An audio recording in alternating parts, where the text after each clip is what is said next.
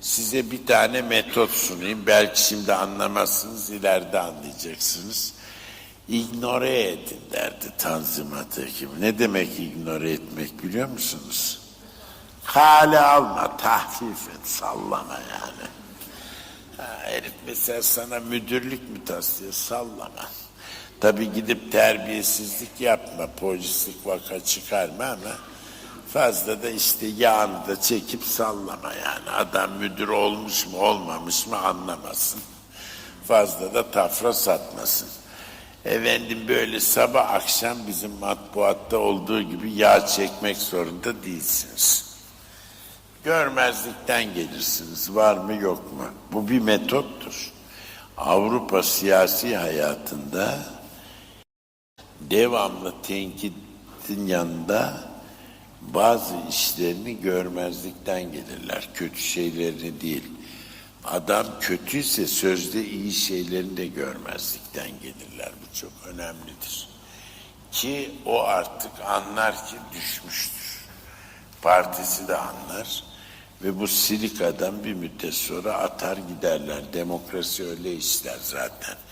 Yoksa bizdeki gibi bir Allah'ın kuluna her gün birisi saldırıp öbürleri de devamlı methedip böyle gökten indi tanrıların arabasıyla derse orada çok zor oluyor mekanizmaları değiştirmek.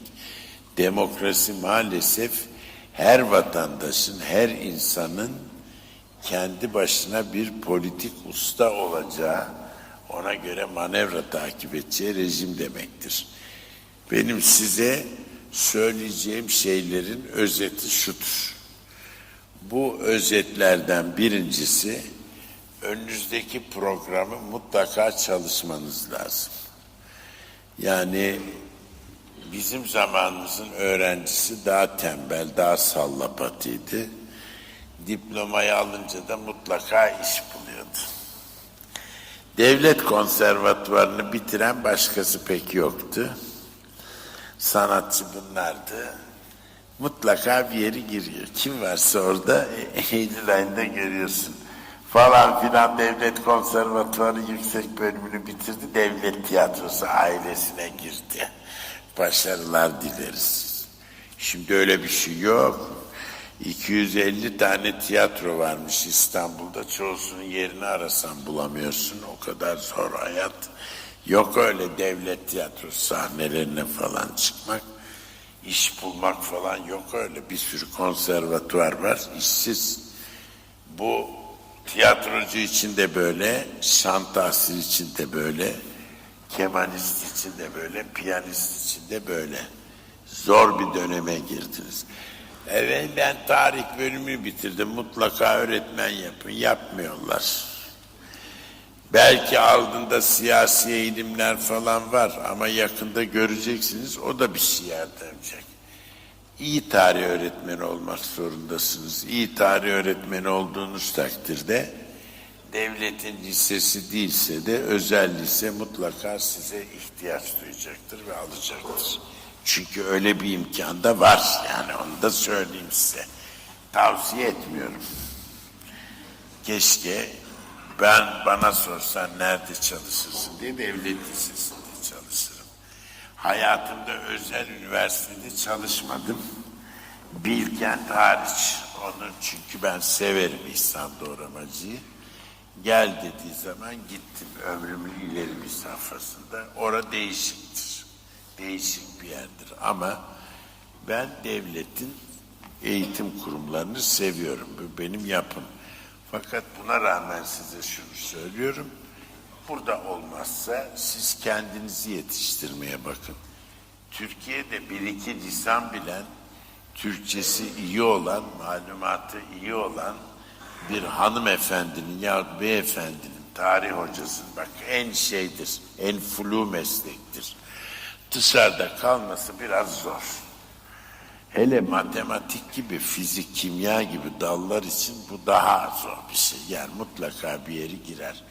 Kendinizi yetiştireceksiniz. Yapacağınız iş budur. Ve bunları yaptığınız takdirde de yükselirsiniz. Efendim özel sektörü devlet boğuyor, doğru. Ama zaten çoğu da boğulmaya teşne, tembellik ve kafasızlıktan yan gelip yatıyorlar. Özel işi olan adama yok böyle beleşten mama çalışacaksın. Canın çıkacak. Herkes öyle çalışıyor. Dünyada öyle. Bunu yaptığınız takdirde zaten zora daha dayanmıyor. Bütün mesele kendinize karşı ben ne kalite ediyorum. Devamlı etrafına mukayese etmeniz lazım kendinize. Bunlar ne biliyor, ben ne biliyorum. Bunlar ne bilmiyor, ben ne biliyorum. Bu ne biliyor, ben bilmiyorum. Bunu yaparak eğitim hayatınızı götürmeniz lazım. Tutun ki hiçbirini yapamıyorsunuz ve tamamen bazı şartlar yüzünden eksik eğitimli kaldınız. Yaptığınız işi iyi yapın. Fırçayı doğru sallayın, badanacı olun. Oradan bile çıkabilirsiniz ve bir imkan bulursunuz günün birinde. Bir yaşınızda, genç geleceğinizde arzularınızı gerçekleştirmeye. Bütün mesele bu. Tabii bir insana iç huzur lazım, iç terbiye lazım. Bulunduğu yerde memnun olması lazım.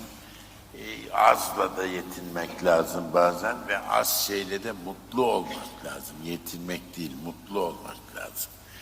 İlla lüks restoranda mutlu olunmaz. Küçüğünde de olunabilir. Zaten o zaman şehirler de ona göre olur. Paris'in güzelliği herhalde herkesin Otel Ritz'te yemek yemesinden ileri gelmiyor. Otel Ritz'e adımını atamayanlar var. Salaş restoranda da tadı çıkıyor hayatın. Ve o tadı sırf restoranın aşçısı vermiyorsa oradaki insanların neşeli hali veriyor. Sokakta yürüdüğün zaman neşeleniyorsun. Çünkü sokakta da eğlenceli şeyler var.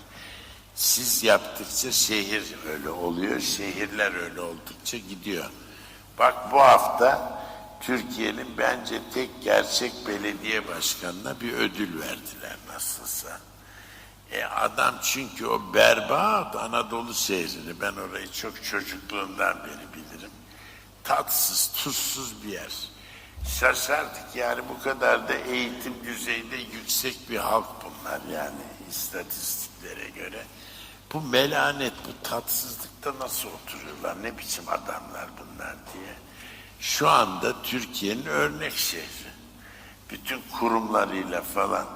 Ve sokağa çıktığın zaman yaşadığını hissediyorsun Eskişehir'de. Şehir ya. Yüzü gülen gençler. Bunlar illa papa gidip kafayı çekerek yüzleri gülmüyor. Başka şeyler de var yani onların yüzünü güldürecek. Kitapçı buluyorsun. Konser salonu buluyorsun. Sokakta yürüyen insan da ona göre oluyor. Şehirli belli ki eğitiyor seni yani. Çok önemli bir şey bu. İnsanlar önce birincisi kendini eğitmeye başlıyorsa onların ona göre grubu oluşuyor. O gruplara göre de idare oluşuyor. Kim derdi ki o Yılmaz Büyükerşen denen parasızlıktan zavallı akademiye gidememiş İstanbul'a okumaya. İşte sana akademi diye önüne o ticaret akademisini koymuşlar. O ticaret akademisi de adam olmayacak bir yerdi yani. İşte oraları adam ettiler. Bugün memleketin iyi üniversitelerinden biri oldu, o adam yaptı onu. Çok önemli bir şey bu. Ve bazı insanların yapmadığı şeyleri yaptı tabii. Ve o şehirde belediye reisi oldu. İnanılmayacak bir şey. Adama parti genel başkanlığı teklif etseler belediye riyasetinde kalıyor. Çünkü onu seviyor, o işi yapıyor. Mühim olan o. Benim de size tavsiye edeceğim şey, evvela sevdiğiniz işi yapacaksınız. Sevmediğiniz iş olmaz. Sevdiğiniz işi yaparken de ısrarlı olacaksınız. Orada böyle çıkış yolları arayacaksınız kendinize göre. En zorunu verdim size örnek olarak. Bir misal olsun diye. Hepsi o kadar zor değil. İyi olduğunuz takdirde mutlaka iyi olacaksınız. Efendim herkes aynı derecede iyi olacak mı? Yok, olmayacak maalesef. Olamıyor. Ama o da olduğu yerde onunla mutlu olacak. Ve böyle devam edecek hayat. Ben ümit ediyorum ki burası mazi olan bir memleket olduğu için geleceği de var. Bu çok açık. Karamsar bakmak zorunda değilsiniz. Yeryüzü coğrafyasını tetkik ederseniz sadece rakamları değil, kültürlerini de Türkiye'nin hiç de kötü bir yerde durmadığını görürsünüz. Bu öyle 5-10 senenin marifeti değil, bazılarının söylediği gibi. Bizim daha eskiden gelme bir kaynamamız var. Yolunuz açık olsun. Böyle de devam edersiniz inşallah. Tekrar görüşürüz. Sağ olun.